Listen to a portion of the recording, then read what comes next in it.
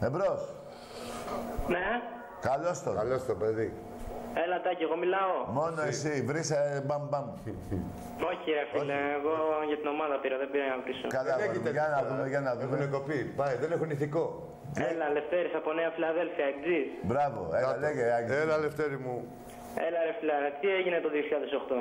Παράπονο το έχω. Τι είπες? Το 2008. Το 2008, ρε Τάκη, τι έγινε. Τι έγινε, πες Τι μπαμπά. έγινε το 2008. Τι έγινε. Πες. Εσύ ξέρεις. Ωραία. Ο Ρίμπο είχε σηκώσει 4 δάχτυλα, θυμάμαι. Και τα βάλατε στον πάτο σας. Τον επόμενο, το 2009.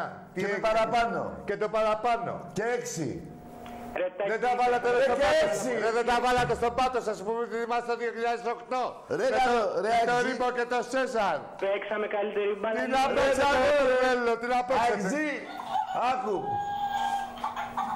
Σε 6 παιχνίδια, 22 γκολ σου έχω βάλει. Εξάρα, μαζί το θυμάσαι. Σχημάτισε στο τηλέφωνο, ρε, να πάρεις εμάς. Πάτε τον Ηλία στο ρολόι, το θυμάσαι.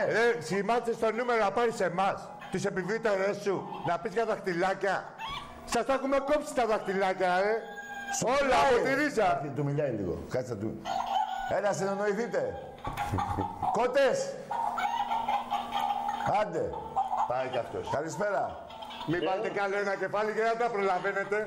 Εμπρός. Ναι, Πάμε Έλα, παρακάτω. Ζωντάκι, ζωντάκι. Ναι, ναι, ναι.